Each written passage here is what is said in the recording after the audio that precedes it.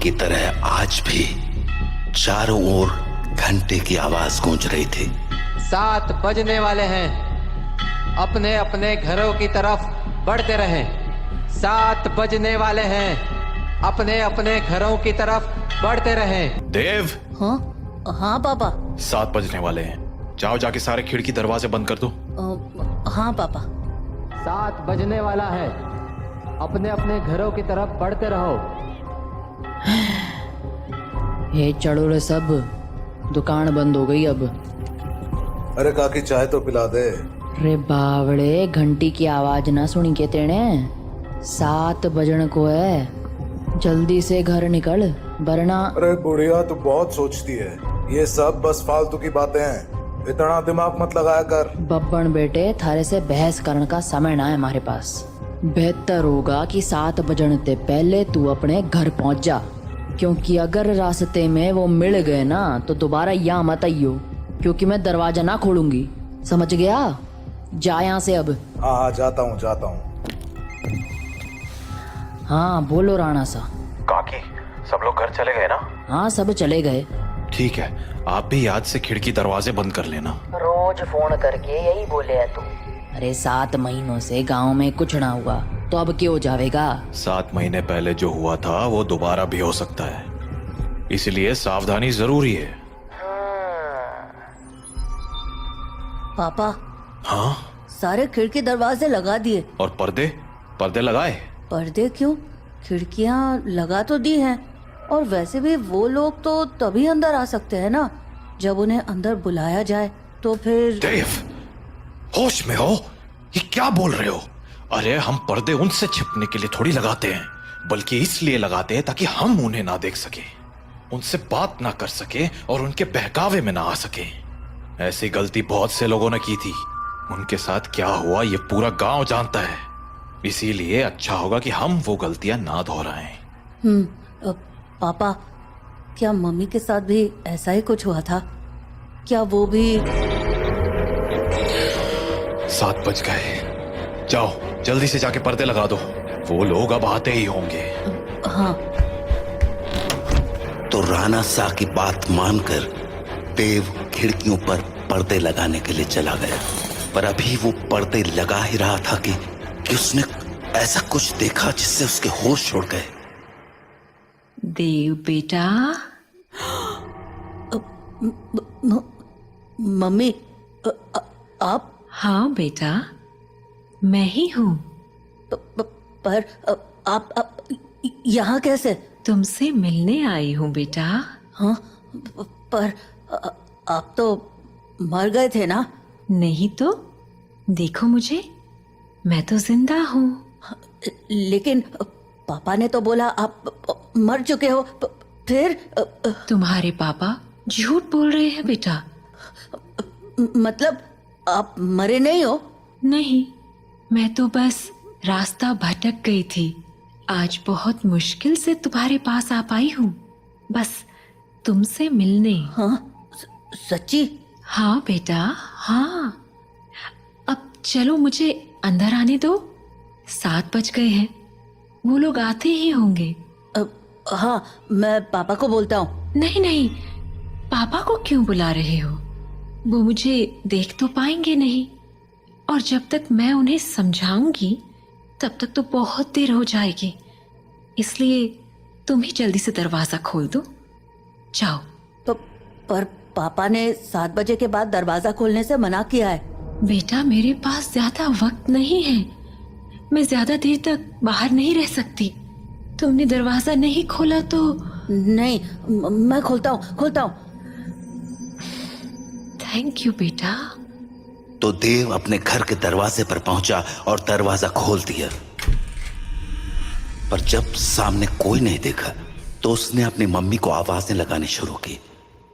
Mummy, अरे mummy कहाँ गई? मम्मी कहाँ हो? जल्दी आओ ना। देव! पापा, तुमने दरवाजा क्यों खोला है? देव बेटा। मम्मी। देव मम्मी को अपनी ओर आते देख ही रहा था कि तभी राणा सा ने एकदम से लाइट्स बंद कर दी। और लाइट के अचानक बंद होते ही देव पीछे पलटा तो उसके सामने अंधेरे में राणा सा खड़े थे, जो देव को चुप रहने का इशारा कर रहे थे। देव बेटा, अरे कहाँ चले गए तुम? देखो मैं आ गई। मम्मी से नहीं मिलोगे? देव, देव। नंदिनी देव को आवाज लगा रही थी, पर वो वहां था ही नहीं, क्योंकि राणा सा ने उसे बगल वाले कमरे में छिपाकर दरवाजा बंद कर दिया था। पापा बाहर मम्मी थी और देव शांत हो जाओ, मैंने कहा था ना तुम्हारी मम्मी मर चुकी है। पर पापा उन्होंने बोला वो जिंदा हैं और देव बेटा, तुम अंदर हो ना? दरवाजा नहीं खोलोगे? तुम्हारी मम्मी आ गई। दरवाजा खोलो बेटा। पापा। श्श, कोई आवाज मत करो। लेकिन पापा, मुझे मम्मी से मिलना है। तुम्हें अगर सच में लगता है कि वो तुम्हारी मम्मी है तो उनसे कल सुबह मिल लेना, ठीक है? पर अभी के लिए शांत हो जाओ। राणा सा, ओ राणा सा, अरे मिलने दो ना मुझे देव से। कब तक झूठ बोलोगे उससे कि मैं मर चुकी हूं? राणा सा, आप सुन रहे हो ना? पापा। बेटा बिल्कुल भी ध्यान मत दो और आंख बंद करके सो जाओ। पर पापा, मम्मी ये क्या बोल रही हैं? शांत रहो देव, कल सुबह मैं तुम्हें सब समझा दूंगा, पर अभी के लिए चुपचाप आंखें बंद करो और सो जाओ। तो देव अपने पापा के कंधे पर सर रखकर सो गया, और जब सुबह हुई तो राणा सा देव को आवाज लगाते हुए बोले, देव उठ जाओ, सुबह हो गई है। हाँ, सुबह हो गई तो मम्मी से मिल सकते हैं ना अब? आओ मेरे साथ, तुम्हें तुम्हारी मम्मी से मिलाता हूं। लेकिन जैसे ही दोनों कमरे के बाहर आए, वहां कोई नहीं था। हाँ, मम्मी कहाँ गई? मैंने कहा था ना कि वो तुम्हारी मम्मी नहीं थी। पापा, वो मम्मी जैसे ही बात कर रही थी। बेटा मैंने समझाया था ना तुम्हें, पर्दे लगाने के पीछे की सबसे बड़ी वजह यही है कि हम उन्हें देख ना पाए, उनकी बातों में ना आ पाए, जैसे कल तुम आ गए। पर वो बोल रही थी कि वो मरी नहीं है, जिंदा है। अगर वो मर गई है तो यहाँ कैसे आ गई? एक काम करो, मेरे साथ आओ। हाँ, कहाँ पापा? बस चलो मेरे साथ, तुम्हें कुछ दिखाना है। तो उसके बाद वो दोनों गांव के लगभग बाहर चले आए, और वहां पहुंचते ही देव बोला, पापा, हम लोग यहाँ क्यों चले आए? बताता हूं, पर पहले आस पास देखकर ये बताओ कि यहाँ क्या दिख रहा है तुम्हें? यहाँ तो कुछ भी नहीं है। आसपास बहुत सारे पेड़ हैं। सामने गांव से बाहर जाने का रास्ता है और पास में बब्बन भैया का घर है। तुम्हें कहीं पर कोई बस दिख रही है क्या? हाँ, वो उस तरफ एक पुरानी सी बस है। क्यों? बेटा ये वही जगह है जहां तुम्हारी मम्मी की मौत हुई थी। हाँ, उस दिन हमें शहर से लौटने में देरी हो गई थी और गांव पहुंचते पहुंचते सुबह के 4 बज गए। सूरज निकलने में थोड़ा वक्त था तो गांव के सभी घरों की खिड़की दरवाजे बंद ही थे, इसीलिए सुबह होने तक हमारे पास झाड़ियों में छिपे रहने के अलावा कोई चारा नहीं था। हम लोग एक झाड़ के पीछे छिपे ही थे कि मैंने तुम्हारी मम्मी की एक आवाज सुनी। नंदिनी, क्या हुआ? राणा सा, उन्होंने हमें देख लिया है, हमें कहीं और जाना पड़ेगा। हाँ, पर कहाँ? आसपास कोई घर है? घर तो है, पर मुझे नहीं लगता कि अभी कोई दरवाजा खोलेगा। तो अब क्या करें? वहाँ एक पुरानी सी बस है, हम उसमें जाकर छिप सकते हैं। हाँ ठीक है, चलो। तो हम दोनों फटाफट उस बस के पास पहुंच गए, पर फिर क्या हुआ? मैं तो बस के अंदर चला गया, पर तुम्हारी मम्मी मेरे पीछे नहीं आ पाई, क्योंकि वो बाहर खड़े होकर किसी से बात करने लगी। क्या हुआ बेटा, क्यों रो रहे हो? आंटी, मुझे बहुत डर लग रहा है।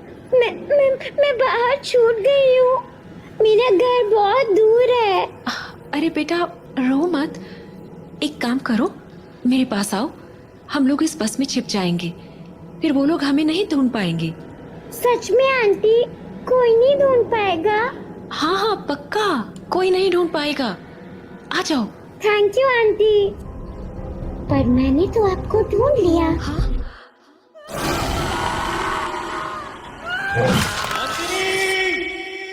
मैं नंदिनी को बचाने के लिए बस के बाहर जाने लगा, पर तब तक बहुत देर हो चुकी थी।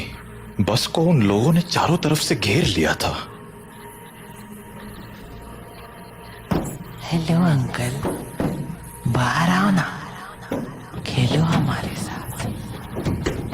और शायद मुझे देखकर हंसे जा रहे थे। हेलो अंकल, बाहर आओ ना, खेलो हमारे साथ। उन आवाजों को सुन मैं इतना घबरा गया कि अपनी जगह से हिल भी ना पाया। पर थोड़ी ही देर बाद वो आवाजें आनी बंद हो गईं और गांव के लोगों की आवाज सुनाई देने लगी। मैं समझ गया था कि सुबह हो चुकी थी, तो मैं बस के बाहर निकलकर तुम्हारी मम्मी को आवाज लगाने लगा।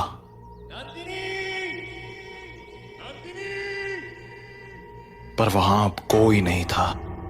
मैं कई दिनों तक उसके लौटने का इंतजार करता रहा, पर वो नहीं लौटी। फिर जब गांव वालों ने मुझे बताया कि रात 7 बजे के बाद उन बाशिंदों के साथ नंदिनी भी शिकार पर आती है, तो मुझे इस गांव का एक गहरा राज समझ आया। क्या राज? यही कि जो लोग रात को इस गांव में आते हैं वो इसी गांव के रहने वाले थे, पर उनकी मौत के बाद वो ऐसे बन गए। मतलब कल जिसे मैंने देखा वो तुम्हारी मम्मी नहीं थी बेटा, क्योंकि मरे हुए लोग वापस नहीं आया करते, इंसान बनकर तो बिल्कुल नहीं। अपने पापा से बात करने के बाद देव के मन में बहुत सारी बातें चल रही थी और वो उन्हीं ख्यालों में खोया हुआ काकी की दुकान में बैठा हुआ था कि तभी हर तरफ से घंटे की आवाजें आना शुरू हो गईं। 7 बजने वाला है, अपने अपने घरों की तरफ बढ़ते रहो। चलो चलो, घंटा बज गया, निकलो अपने अपने घरों को। अरे बुढ़िया, तू फिर शुरू हो गई। बोला था ना ये सब फालतू की बातें। अरे बावड़े, दिमाग फिर गया है क्या तारा? जानता है ना, 7 बजे के बाद बाहर के ओवे है, कच्चा चबा जावेंगे वो बाशिंदे। अच्छा, और तुझे कैसे पता कि वो कच्चा चबा जावेंगे? क्योंकि आज तक जो भी रात को बाहर रुका है वो मारा ही गया है। अच्छा, फिर थारा राणा सा कैसे बच गया? हाँ, वो भी तो फंसा था ना रात को अपनी लुगाई के साथ। मैंने बोला ना, थारी फालतू बातें सुनने के लिए हमारे पास टेम ना है। जा निकल अब यहाँ से। हाँ हाँ, जाता हूँ। इतना कहकर बब्बन वहां से चला गया, पर बब्बन की बात ने देव का ध्यान जरूर खींच लिया था। तो वो भी अब ये सोचने लगा था कि उस रात उसकी मम्मी तो मर गई, पर पापा कैसे बच गए। वो ये सब बातें सोच ही रहा था कि तभी काकी बोली, अरे छोरे, हाँ? बात ना सुनी क्या तूने हमारी?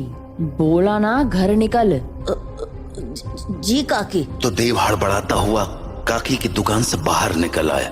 वो घर के लिए निकलने ही वाला था कि उसके मन में एक और ख्याल आया और वो सीधा बब्बन के पीछे चल पड़ा। बब्बन भैया!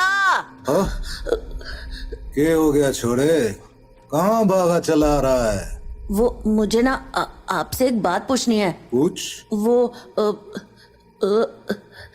अरे जल्दी बोल, पता है ना 7 बजने को है। तू घर नहीं पहुंचा तो तारा बाप सर पीट लेगा। वो आप वहाँ काकी को बोल रहे थे ना कि एक रात मेरे पापा और मम्मी बाहर रह गए थे और मम्मी को तो उन लोगों ने मार दिया था, पर पापा किसी तरह बच गए। तुम्हारे पास मारी ही बात दोहराने आया है के? जल्दी पूछना के पूछने तने। नहीं, मैं ये बोल रहा था कि आपका भी घर उसी टूटी फूटी बस के पास है ना? हाँ तो आपने कुछ देखा था क्या? कमाल है, बाप अंधा कानून और बेटा सरलॉक। हाँ, देखा था, सब देखा था। कैसे उन बाशिंदों ने थारी माँ को नोच खाया था। खाना तो वो थारे बाप को भी चाहते थे, और थारा बाप साला बस में छिपा बैठा था और वो लोग न जाने क्यों अंदर ना जा पा रहे थे। वो सारे लोग सूरज निकलने तक बस को घेरे खड़े थे। कोई बस को पीट रहा था तो कोई चीख रहा था। पर अंदर कोई ना जा पा रहा था, पर वो लोग घुस क्यों नहीं पा रहे थे? क्योंकि 7 बज गए, बातचीत का टाइम खत्म। अब चल हमारे साथ। नहीं, मैं घर जाता हूँ। रे बावले, अब घर जाने का मौका खत्म हो गया। आधे रास्ते में ही कोई ना कोई नोच खावेगा तुझे। चल अब हमारे साथ। तो बब्बन देव को लेकर अपने घर चला गया। वहीं राणा सा अपने घर में परेशान हुए जा रहे थे। ये देव कहाँ रह गया? अब तक घर क्यों नहीं आया? काकी को पूछता हूं। हेलो काकी। हाँ राणा सा, मारे को लग ही रहा था कि थारा फोन आवेगा। सब लोग जा चुके हैं और दरवाजे खिड़कियां भी लगा ली हैं मैंने, इसलिए चिंता मत। काकी देव है क्या वहाँ? हाँ देव, वो तो कब का निकल गया यहाँ से। देव घर नहीं लौटा है क्या? तुम एक काम करो सा, बाकी लोगों को फोन करके पूछ ले, क्या पता देव किसी के यहाँ रुक गया हो। ठीक है। जहाँ राणा सा देव को हर जगह ढूंढे जा रहे थे, वहीं देव बब्बन के साथ उसके घर चला आया था। तो अभी वो दोनों साथ में बैठे ही थे कि देव को बाहर से एक जानी पहचानी आवाज सुनाई पड़ी। बब्बन, ओ बब्बन, देख मैं आ गई। ये तो मेरी मम्मी की आवाज है। सही पहचाना छोड़े, तारी मम्मी ही है बाहर। अब एक काम कर, यहीं रुक और यहाँ से तमाशा देख। तो बब्बन खिड़की के पास गया और पर्दे हटा दिए। हाँ छोरी, बुला रही थी ना मने, ले देख मैं आ गया। कितना इंतजार कराता है तू। इंतजार? अरे अभी तो आई तू। मैं तो रोज ही आती हूँ, तू मुझसे कभी मिलता ही नहीं। अरे थारे से तो रोज बात करूं हूं मैं। हाँ, पर मिलने का मतलब बस बात करना थोड़ी होता है, करीब भी तो आना होता है ना। अच्छा, मारे करीब आना साथा ने। और नहीं तो क्या, खोल ना दरवाजा। कमाल है छोरी, तू भी अपने राणा सा को इतनी जल्दी भूल गई। जो राणा सा देखेंगे नहीं, वो उन्हें पता कैसे चलेगा। कमाल है तू भी। वैसे थारे बेटे का क्या, वो तो देख सके है ना। ओफो बब्बन, तू भी ये क्या बातें करने लगा। हम दोनों के बीच में किसी दूसरे का क्या काम। जाना, दरवाजा खोल देना, मुझे तेरे से अच्छे से मिलना है। अच्छा चल ठीक है, खोल ही देता हूँ दरवाजा अब। तो बब्बन दरवाजा खोलने जा ही रहा था कि देव बोला, बब्बन भैया दरवाजा मत खोलना, वो मेरी मम्मी नहीं है। अरे यो बात तो मने भी पता है, यो थारी माँ तो अब बिल्कुल ना रही। अरे बब्बन भैया, मैं सच कह रहा हूँ, वो इंसान नहीं है। वो इंसान है या नहीं, ये तुझे अभी पता चल जाएगा, तू बस देखता जा। तो इतना कहकर बब्बन ने दरवाजा खोल दिया और सामने खड़ी नंदिनी से बोला, हाँ छोरी, मिलना था ना तने मारे से, आजा अंदर आजा। बब्बन की बात सुनकर देव के तो होश ही उड़ गए, पर तभी कुछ अजीब हुआ। उसने देखा कि उसकी मम्मी दरवाजे पर तो खड़ी थी, पर दरवाजे से अंदर नहीं आ रही थी। क्या हो गया, रुक क्यों गई, आजा अंदर। नंदिनी कुछ देर तो वैसे ही खड़ी रही, पर फिर बोली, तू बाहर क्यों नहीं आ जाता बब्बन, मैं तुमसे यहीं मिल लूंगी। अरे अभी तो अंदर बुलाने को कह रही थी, अब बाहर बुला रही। देख छोरी, आना तो तुझे ही पड़ेगा, अब सोच ले। तू भी ना बब्बन, कितना इंतजार कराएगा, आ जाना बाहर। नंदिनी के जवाबों को सुनकर देव के मन में बहुत सारे सवाल उठने लगे थे, जैसे कि उसकी मम्मी घर के अंदर क्यों नहीं आ रही थी और वो बार बार बब्बन को बाहर आने को क्यों कह रही थी। देव धीरे धीरे बब्बन के पास पहुंच गया, पर इससे पहले कि वो बब्बन से कुछ पूछता, उसे नंदिनी ने देख लिया और वो बोली, अरे बेटा देव, तुम भी यहाँ हो, आओ ना, मम्मी से नहीं मिलोगे, कल हम मिल नहीं पाए थे ना, आ जाओ, आज मिलते हैं।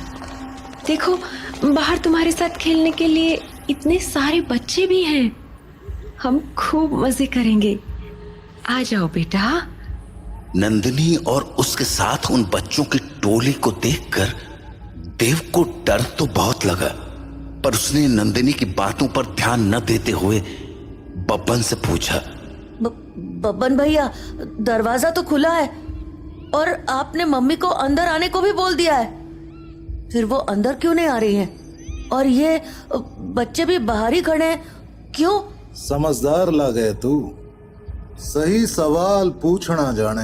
हाँ, मतलब यो कि जिस रात मैंने थारी माँ को मरते हुए देखा, उस रात मैं भी यही सोच रहा था कि आखिर इन बाशिंदों ने थारे बाप को क्यों नहीं मारा, वो बस के अंदर क्यों ना गए। तो अगली सुबह मैं बस के अंदर गया, ये देखने कि आखिर वहां ऐसा था क्या जिसने उन बाशिंदों को रोक दिया था। पहले तो मुझे कुछ समझ नहीं आया, पर फिर मुझे जवाब मिल गया। क्या जवाब? वो देख। हाँ? यो है रुद्राक्ष की माला, यही वो चीज थी जिसने थारे बाप की जान बचाई थी। बस के अंदर यही लटकी हुई थी। मुझे इसके पीछे की वजह तो ना मालूम है, पर इतना जरूर पता है कि इस रुद्राक्ष की माला को दरवाजे पे टांग दो तो ये साले चाके भी घर के अंदर नहीं घुस पाएंगे। सच में? और नहीं तो के। तो आपको पक्का पता है कि ये इसी रुद्राक्ष के कारण अंदर नहीं आते हैं? रुद्राक्ष उतार के दिखाऊं? देखेगा क्या होता है? हाँ?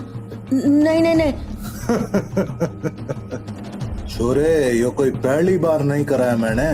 सारी जांच करने के बाद ही अपने दरवाजे पे टांगा है इस रुद्राक्ष को, समझ गया?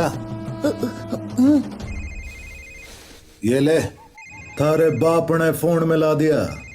हेलो, हाँ राणा सा, हाँ, चिंता ना करो, थारा छोरा हमारे पास ही है और पूरी तरह सुरक्षित है। चलो, शुभ रात्रि।